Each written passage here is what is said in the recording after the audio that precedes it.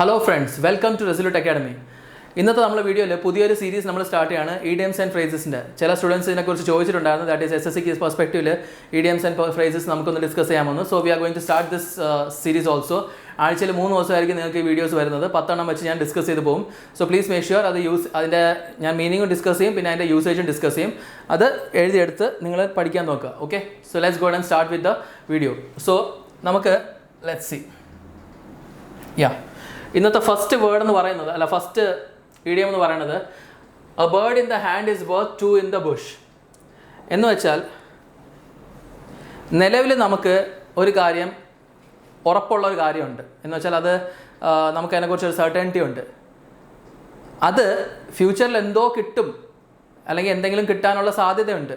അതിനേക്കാളും നമ്മളിൽ നിലവിലുള്ള സർട്ടൻ ആയിട്ടുള്ള കാര്യം ബെറ്ററാണ് എന്നാണ് ഉദ്ദേശിക്കുന്നത്. ദാറ്റ് ഈസ് ഫ്യൂച്ചറിൽ എന്തോ വലിയ സംഭവം കിട്ടും, അതിനേക്കാളും ബെറ്ററാണ് നമ്മളിൽ ഇപ്പോൾ ഉള്ള നിലവിലുള്ള സർട്ടൻ ആയിട്ടുള്ള സാധനം. ഓക്കെ, അതാണ് ഇവിടെ ഉദ്ദേശിക്കുന്നത്. That is A bird is in hand എന്ന് പറഞ്ഞാൽ കയ്യിലുള്ള കാര്യം is better than 2 in the Bush. എന്ന് പറഞ്ഞാൽ ബുഷിൽ വെളിയിലൂടെ ദൂരെ എവിടെ ഇരിക്കുന്ന സാധനത്തെക്കാളും ബെറ്ററാണ് നമ്മളെ കയ്യിൽ ഇപ്പോൾ ഒന്നുണ്ടെങ്കിൽ. ഓക്കെ, സോ എക്സാമ്പിൾ പറയുന്നത് usage: consider staying in your current job rather than pursuing a higher paying position with no guaranteed success. So അവർ പറയണമെന്ന് വെച്ചാൽ ഇപ്പം നിലവിലുള്ള ജോബിൽ സ്റ്റേ ചെയ്യാൻ നോക്ക്, റാദർ ദാൻ എന്താണ് pursuing a higher paying position with no guaranteed success. Okay, so ഫ്യൂച്ചറിൽ ഒരു ഗ്യാരണ്ടീഡ് സക്സസ് ഇല്ലാത്ത ഒരു ജോബിലോട്ട് പോകാൻ നോക്കാതെ ഇപ്പോഴത്തെ നിലവിലുള്ള ജോബിൽ തന്നെ സ്റ്റേ ചെയ്യാൻ നോക്കുക. That is what the meaning. അതിൻ്റെ മീനിങ് കാണിക്കുന്ന രീതിയിലുള്ള സ്റ്റേറ്റ്മെൻ്റ് ആണ് ഞാൻ ഇവിടെ യൂസ് ചെയ്തിട്ടുള്ളത്. Okay, let's see. So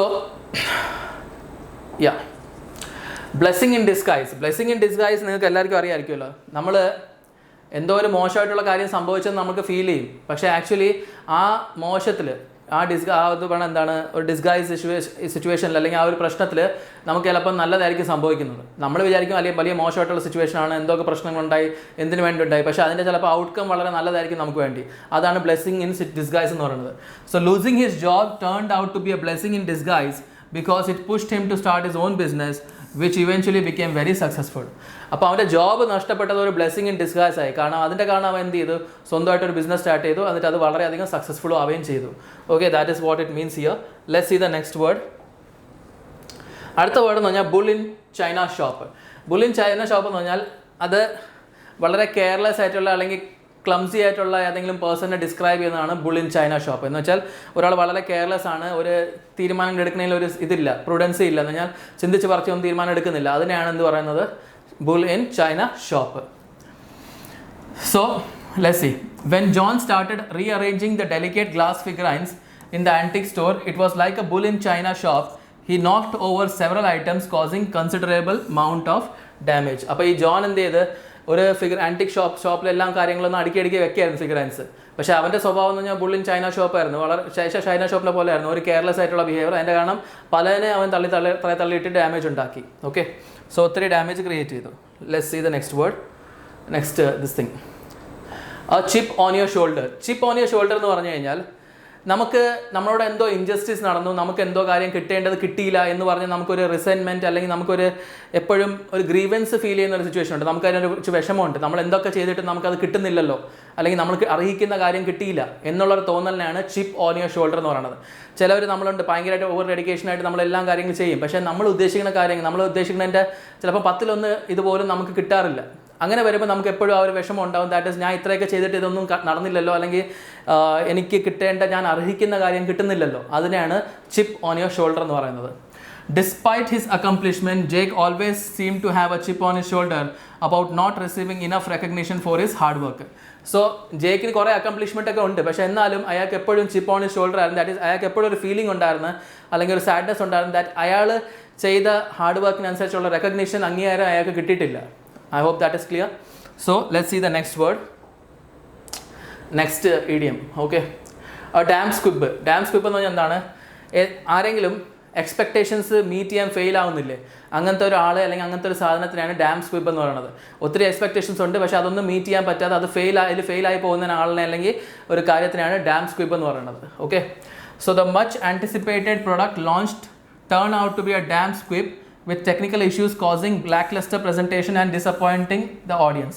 so വളരെ ആൻറ്റിസിപ്പേറ്റഡ് ആയിട്ടുള്ള പ്രൊഡക്റ്റ്, വളരെ എല്ലാവരും പ്രതീക്ഷിച്ചിരുന്ന അല്ലെങ്കിൽ നോക്കിയിരുന്ന ഒരു പ്രൊഡക്റ്റ് എന്തായി, it turned out to be a damp squib എന്ന് പറഞ്ഞാൽ ടോട്ടൽ ഫെയിലിയർ ആയി. പ്രതീക്ഷിച്ച പോലെ ഒന്നും അത് പെർഫോം ചെയ്തില്ല. കാരണം അതിൻ്റെ കാരണം ടെക്നിക്കൽ ഇഷ്യൂസ് ഉണ്ടായിരുന്നു, അതിൻ്റെ കാരണം ലാക്ലേറ്റർ പ്രസൻറ്റേഷൻ ഉണ്ടായി ആൻഡ് ഓഡിയൻസിന് അത് ഡിസപ്പോയിൻറ്റ് ചെയ്തു. Okay, that is what it means here.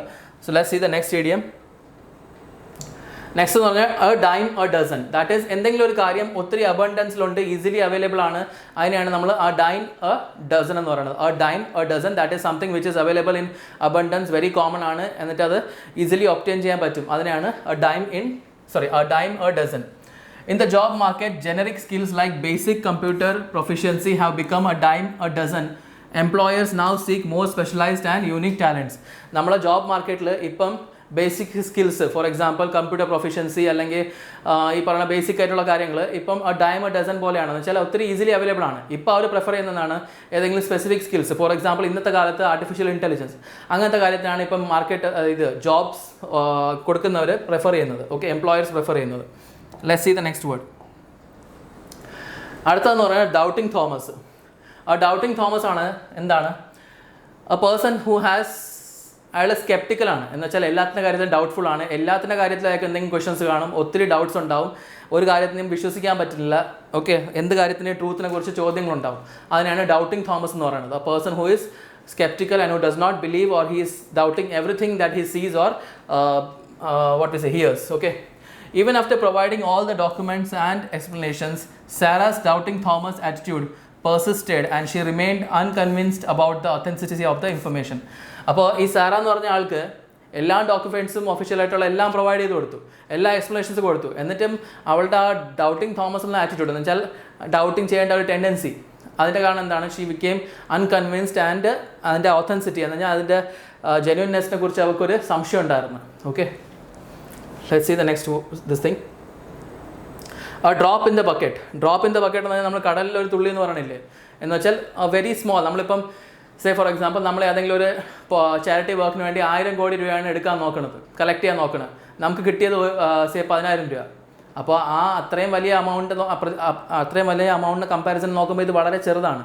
അപ്പോൾ ഒരു ബക്കറ്റിൽ ഒരു ഡ്രോപ്പ് ആയതേ ഉള്ളൂ, അതാണ് ഉദ്ദേശിക്കുന്നത്. That is something which is in very small quantity considered when actual quantity is what is required. Okay, so that is what we mean by drop in a bucket. While the initial donations helped, it was just a drop in the bucket compared to the massive funding required to address the widespread poverty in the region. അപ്പോൾ initial എന്താണ് investment help ചെയ്തു, പക്ഷേ ആഗ്രഹിച്ച അല്ലെങ്കിൽ ഉദ്ദേശിച്ച അമൗണ്ടിൻ്റെ ഒരു തുള്ളി പോലെ ഉള്ളുമായിരുന്നു. ഓക്കെ, ഒരു ഡ്രോപ്പ് മാത്രമേ ഉണ്ടായിരുന്നുള്ളൂ. What we got. Okay, that is what it means here. Okay, let's see the next word. A gentleman at large. Gentleman at large എന്ന് പറഞ്ഞാൽ a man who is free of responsibility. At large എന്ന് പറഞ്ഞാൽ free from everything എന്ന് പറഞ്ഞാൽ വെറുതെ ഇങ്ങനെ തുറന്നു വിട്ടേക്കുന്ന പോലെയാണ്. സോ ഒരു ജെന്റിൽമാൻ ആണ് which is not tied by any obligations. അയാളെ ആരും പിടിച്ച് കിടക്കി വെച്ചിട്ടില്ല, അയാളെ റെസ്പോൺസിബിലിറ്റീസ് എല്ലാം ഒന്നുമില്ല, ഫ്രീ ആണ്. അതാണ് a gentleman at large. At large നമ്മൾ എവിടെയും വായിക്കുകയാണെങ്കിൽ അതിൻ്റെ അർത്ഥം എന്ന് വെച്ചാൽ he is not restricted by anything. ഇത് ജസ്റ്റ് വെറുതെ തുറന്നു വിട്ടേക്കുന്ന പോലെ അങ്ങ് പോവുകയാണ്. Okay, that is what we mean by at large. After resigning from his demanding job, James became a gentleman at large, exploring new opportunities and enjoying the freedom to pursue his interest. So, ആ ജോബിൽ നിന്ന് resign ചെയ്തതിന് ശേഷം James എന്തായി, വളരെ free ആയിട്ടുള്ള ആളായി. അയാൾ പുതിയ അയാളെ ഇൻട്രസ്റ്റുകൾ പെർസ്യൂ ചെയ്യാൻ തുടങ്ങി, കറങ്ങാൻ തുടങ്ങി, ഓപ്പർച്യൂണിറ്റീസ് എൻജോയ് ചെയ്യാൻ തുടങ്ങി. That is he became a gentleman at large. Okay, let's see. A fool and his money are easily parted.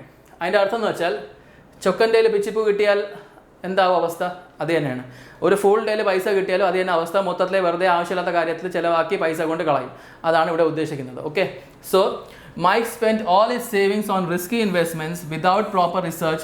Now he is facing high financial difficulties. It seems a fool and his money are easily parted. എന്ന് വെച്ചാൽ ഫൂളും അതിൻ്റെ മണിയും എന്താണ്, അവർ തമ്മിൽ എളുപ്പത്തിൽ പിരിഞ്ഞു പോകും, അതാണ് ഉദ്ദേശിച്ചത്. മൈക്കിന് എന്താണ്, സേവിങ്സ് എല്ലാം ആവശ്യമില്ലാത്ത ഇൻവെസ്റ്റ്മെൻറ്റ് കൊണ്ട് വിതൗട്ട് റിസർച്ച് ചെയ്യാതെ ഇൻവെസ്റ്റ്മെൻറ്റ് ചെയ്തു. അപ്പോൾ അങ്ങനെ ഫൈനാൻഷ്യൽ ക്രൈസിസ് ഉണ്ടായി. Okay, so that is what it means here. I hope that's the last year. So 10 idioms and phrases നമ്മൾ ഡിസ്കസ് ചെയ്തിട്ടുണ്ട്. അതിൻ്റെ മീനിങ്ങും പറഞ്ഞു തന്നിട്ടുണ്ട്, അതിൻ്റെ യൂസേജും പറഞ്ഞു തന്നിട്ടുണ്ട്. നിങ്ങളതിനെ പഠിക്കുക, യൂസ് ചെയ്യാൻ നോക്കുക, try to use it in your own life also and keep on revising it. അങ്ങനെ ആകുമ്പോൾ നിങ്ങൾക്ക് എക്സാമിൽ അത് വളരെ സിമ്പിളായിട്ട് ചെയ്യാൻ പറ്റും. Okay, so thank you all of you. Have a great day. Please make sure maximum ആളിലേക്ക് ഷെയർ ചെയ്യുക, സബ്സ്ക്രൈബ് ചെയ്യുക ആൻഡ് ചാനലിനെ ലൈക്ക് ചെയ്യാൻ മറക്കണ്ട. കമൻറ്റ് സെക്ഷനിൽ നിങ്ങൾക്ക് ഇഷ്ടപ്പെടുന്നുണ്ടെങ്കിൽ അത് അറിയിക്കുക. Okay, thank you. Have a great day. By.